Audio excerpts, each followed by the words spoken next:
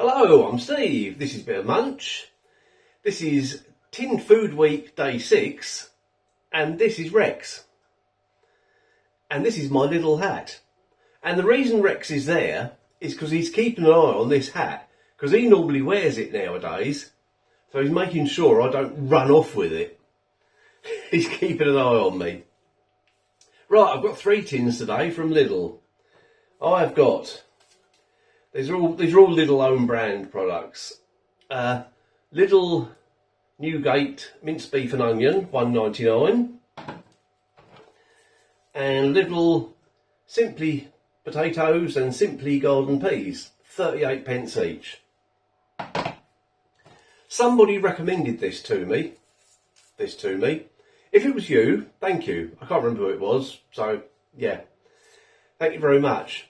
And I bought it not knowing what I was going to do with it. I bought it well before I decided to do Tin Food Week.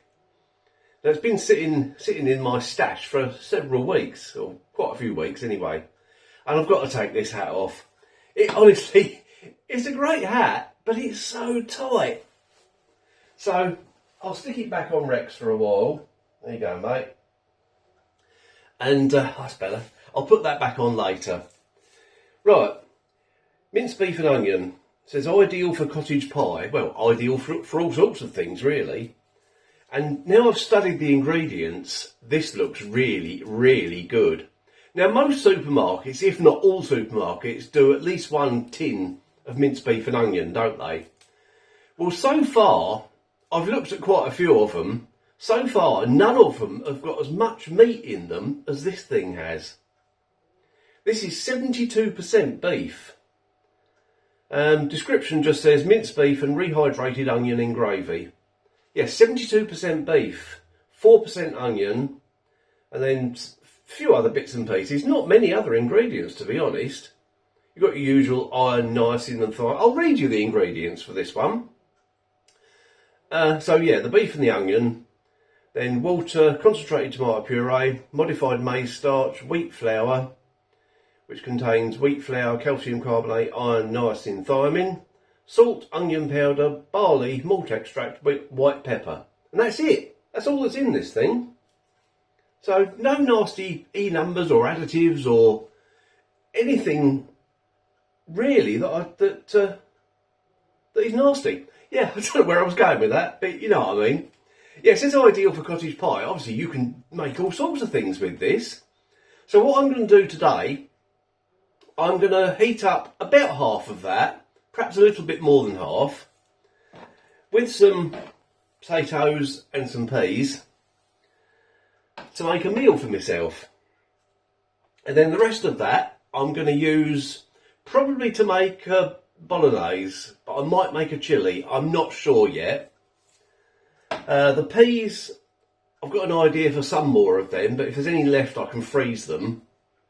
The potatoes, I'm not exactly sure what I'm going to do with the rest of these. Really don't know at the moment.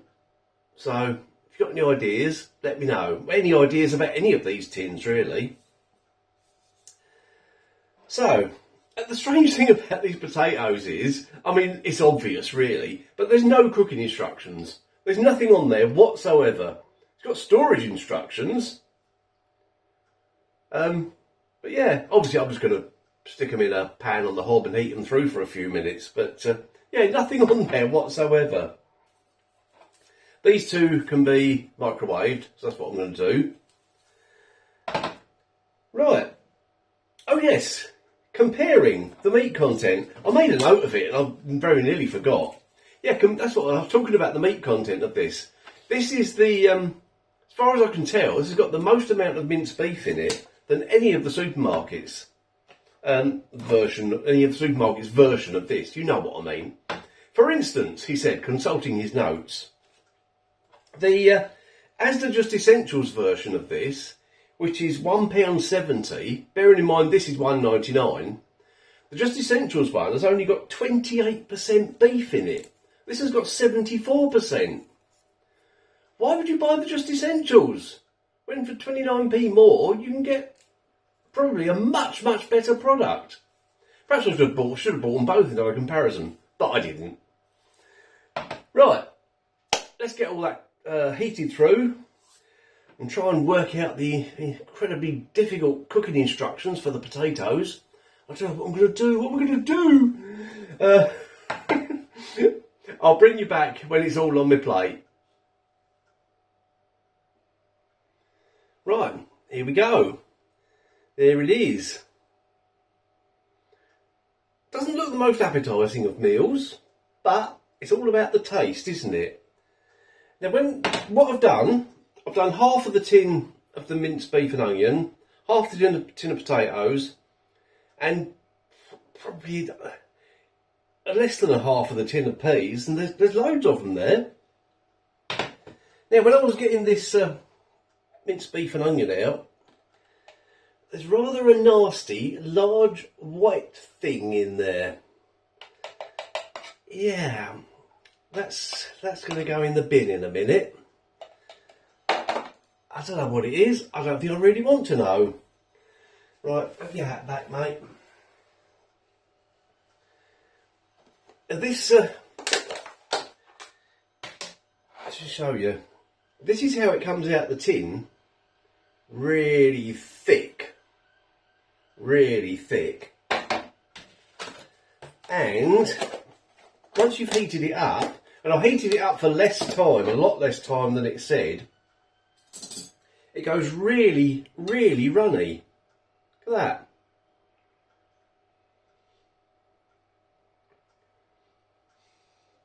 Smells okay. I think I'm going to have to, in fact I am going to have a slice of bread, aren't I, to mop this all up. Right, here we go then. There are a few white bits in this, but oh well, you don't know till you try, do you? So let's try.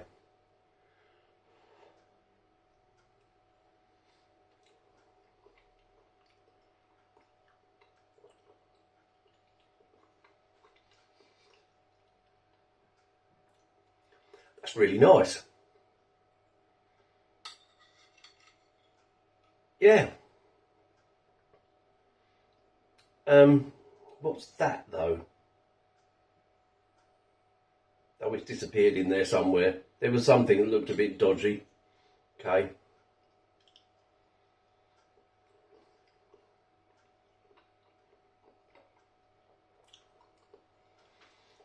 Really beefy. The meat is really soft. Am I going to be able to cut a potato with my spoon? Yay, there we go. Let's try a potato with a bit of the meat.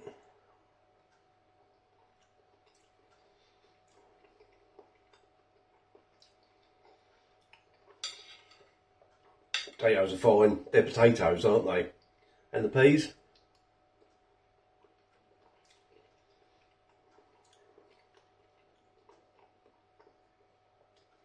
Peas are far too soft for my liking. I'm not very keen on them, really. I'll eat them. I don't know if I'll eat the rest that I've put in a container, though. But the potatoes are absolutely fine.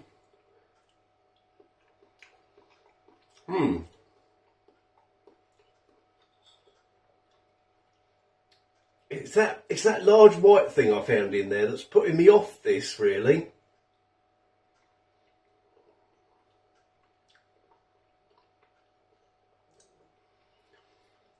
But it's really well seasoned. It's got a really beefy taste. I haven't encountered any gristle or anything like that so far. Although I think I would have done if I'd left that large white thing in there.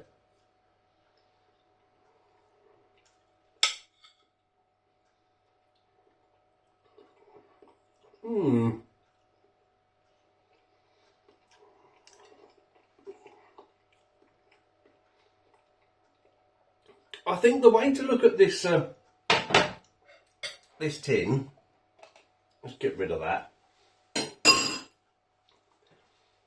I think if you use that as a base for other things, like it says, ideal for cottage pie, or chilli, or bolognese, or loads of other things, I think it would be really good. Would I have it like this again? I don't think so. I definitely wouldn't have those peas again.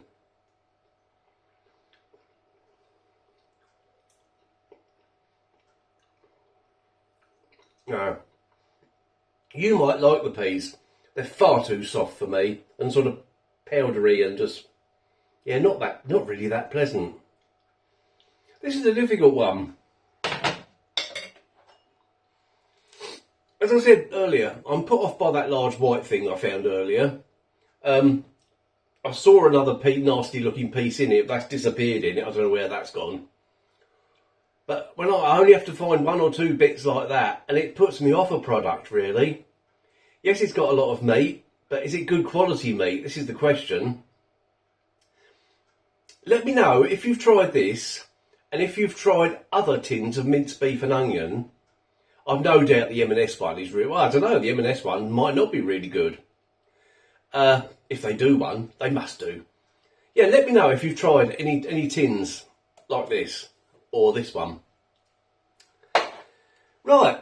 Oh, I cooked it, by the way, it says to cook it in the microwave for 5 minutes, which is far too long. I did it for 3.5.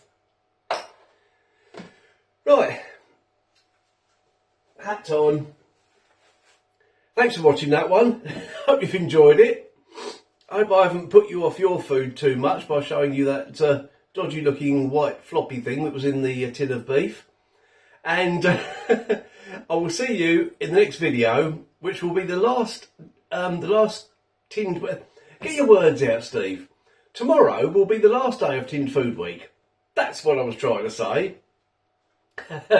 Right, see you tomorrow.